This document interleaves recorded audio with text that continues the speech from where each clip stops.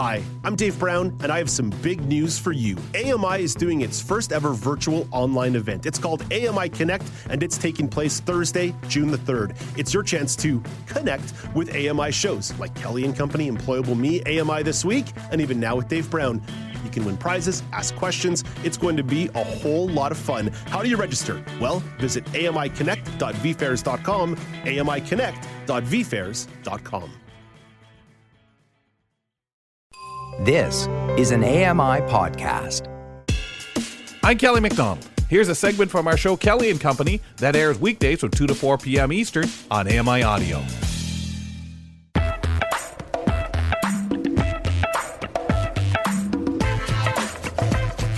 Welcome back. It's Kelly and Company. Romeo Muth and Kelly McDonald, hosts of the program. Remember to check out the Kelly and Company podcast, available using your favorite podcatcher, where you can listen to the show in segment form, or you can listen to the complete show, the Kelly and Company Complete Podcast, and we throw on the end of that an audio vanity card provided by one of the team, just giving you a little background on maybe the individual, maybe the show, maybe nothing really important, which is half of the things I throw out there. But sometimes people say, hey, Kel, that was actually kind of interesting. And I'm always surprised. But feel free to check it out, the complete Kelly and Company podcast experience, using your favorite podcatcher. Well, one of the things that I absolutely love to hear about, and have had an opportunity to drop in once or twice in the history so far, Real Abilities Film Festival in Toronto here is back for the 6th annual festival. It's taking place online from May 18th to 30th.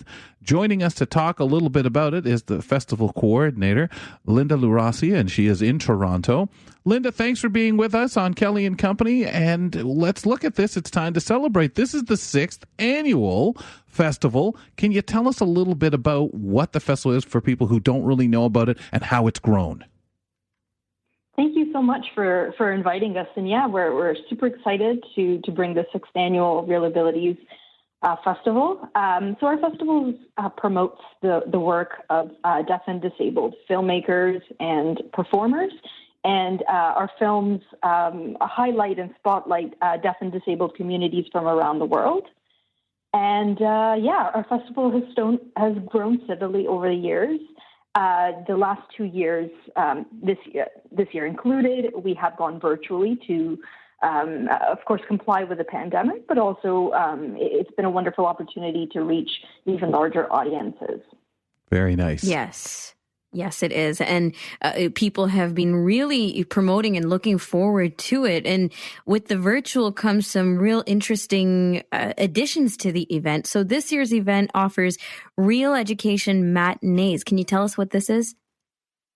Absolutely. So this, starting tomorrow, this week, from the 18th to the 21st, Real Education Matinees are programs that are put together for students and educators from K to 12. They are all free and accessible, and they include films, and they are paired with interesting activities, workshops, and conversations around disability, diversity, and inclusion. I just absolutely love that. So that would mean that particular film going to run, you have the program set up, class tunes in, so you could virtually have hundreds of children tuning into these, or hopefully more. Yes. That's been one of the blessings of this kind of format, is that we've been able to reach larger numbers of classrooms for all of these events. And so registrants are sent links for the films to watch in their own time. And then at the designated time, the live events happen on Zoom and are available for people to tune in. You know, it's interesting, Linda, because we think, well, it's virtual. You know, you're not going to have as much to put into in the way of building it up, especially as the virus went along. The planning is there. You did it once. This is the second one. But what you're telling us here, to me, sounds still like a multitude of work that had to be done, not just, picking films and everything like that, just making sure so many things are on platforms, so many things are timed out, and reaching out to schools and everyone saying, hey, we're here. Absolutely. And, we're really meeting a need. I think there's a lot of us, are stuck at home, and including, educators are swamped, and students are eager to find content. So It's been really exhilarating to connect with community partners and to put together events that are not just film viewing, but that are workshops that students can be actively engaged in and participate in learning that way. Amazing. Well, tell us about this comedy night and what we can expect there. Yeah, so we're super excited to bring back Comedy Night. It's always one of the most beloved events that Real Abilities puts together. So this year it's hosted again by our wonderful friend of the festival, Ophira Kaloff, who is also premiering one of her films at our Youth Shorts program, which closes the festival. But Comedy Night is a mixture of live and recorded events. And we have a community after party that'll take place just after the Comedy Night proper. And we have some familiar faces like Desiree Walsh and Avon Port that are joining us, and it's going to be a blast. Oh, that's excellent. Excellent. As for the rest of the film festival, how many films have you guys collected for this year? So we have just over 15 films this year, and more if you include the Real Education programs. But we have a really wonderful, diverse roster of films, and we are particularly excited this year to highlight films of young, emerging disabled filmmakers, and just sort of, as always, the festival is an opportunity to have really interesting conversations from all corners of the disability community, and we're just really delighted to bring some really new, interesting, fresh takes this year in the films. Can you give us more information on the types of films, or particularly if there's some themes that want to be highlighted? Yeah, for sure. So in our closing night program, we have the Youth Shorts program, which, as I mentioned, features the work of young disabled emerging filmmakers.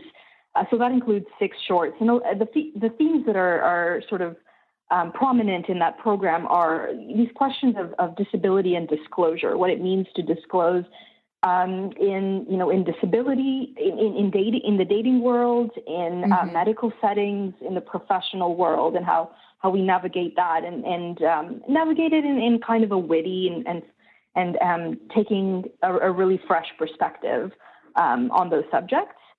And then we have one of the really wonderful events is the documentary film The Reason I Jump, which is based on a memoir of a young Japanese non-speaking autistic man, and we're pairing that with 2 films from 2 young autistic filmmakers. And we are really excited to put together a post-screening panel in which we include folks from the non-speaking and speaking community, and they will be exploring the ways in which art and filmmaking can be used as a vehicle for self-expression for young autistic folks. Excellent. As the coordinator, Linda, how difficult was it when you talk of, listening you say about pairing things up, finding those panels, putting them together, to coordinate all this for you?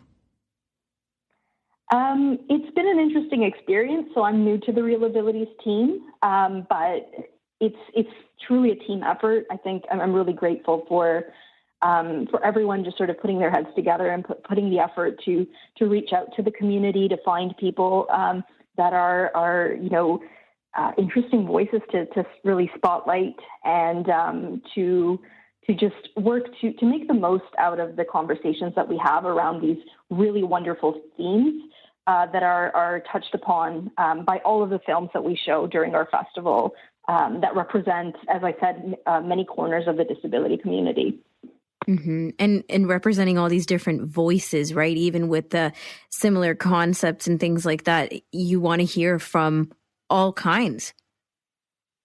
Absolutely. Absolutely. We want always, in putting together the festival, for us to really reflect the diversity of our community. And I think for this year, we're particularly proud that we're able to offer audio description for all of our films. Nice. In addition to open captions, which we always do, as a means of really just wanting to make not only the content of the films accessible in terms of the representation, but to literally make the festival and the films accessible to the community. Wow. Well, we know how important with our relationship that we've had over at AMI with the festival over the years that was a big one for them to be able to make sure as many people are included in any way, and that description piece is really important. Can people still sign up? I know we're getting close, and what is the cost? Absolutely. So the festival is pay what you can with a suggested fee of $10, but tickets are still available at realabilities.org/Toronto. And the whole listing of events is available and open for registration. Amazing. Is there anything else we've missed from what you want to highlight throughout the festival, Linda, or anything that you'd really love for people to check out if they are attending? Some shout outs. Absolutely, yeah. So our opening night film, Give Me Liberty, is a really wonderful. It's an indie darling. It represents this chaotic collision of voices in life, and a wide array of folks in the disability community are represented. And we took inspiration from the film to put together a panel which is moderated by our artistic director, Liv Mendelson, that is about care across communities. I think in this COVID moment in particular, we recognize the need for us to reach out to one another. And so it'll be an interesting conversation about what it means to be able to support each other from the different places we occupy in the disability community and beyond. Wonderful. Well, first, good luck to Liv and all of you who put this together. It's a tremendous effort, and I know with the partners, that's very important too for something like this, having their support, but also for getting word and knowledge out there to those of us taking things in that may not know a lot about one community or another or the disabled community. Yes, absolutely. It's a wonderful way to reach larger and larger portions of the community, and to be able to have these conversations across different parts of our community. So it's been essential to have the support of our partners throughout in putting together our festival and making it, as we hope, will be the best we've had. Also, encourage people, sign up, go to the panels, and ask questions too, I'm assuming. Absolutely, yes. Linda, absolutely fantastic. Thanks a lot for popping on Kelly & Company today and telling us about the festival and getting us ready. Absolutely. Thank you so much for this opportunity, and we really look forward to seeing everyone at the festival. All right. Hopefully people will get out there. We'll get it up on the blog, ami.ca/KellyCo, so they can follow the links. That was Real Abilities Film Festival Toronto Festival Coordinator Linda LaRossi joining us to tell us a little bit about the event, which starts tomorrow. The 18th of May runs to the 30th. We're going to take a short break. And Rum, I remember you and I going to the festival 2 years ago. Mm-hmm. And just what a good feel, and so proud. Absolutely, Kels. Danielle McLaughlin will be here to talk about freedom of expression and the bill to amend Canada's Broadcast Act after this break.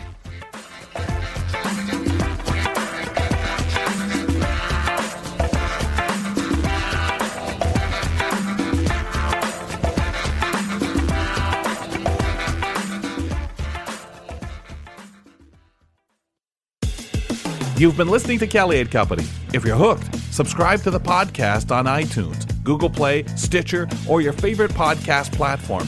And be sure to leave us a rating and review. Or you can listen live from 2 to 4 p.m. Eastern on AMI Audio.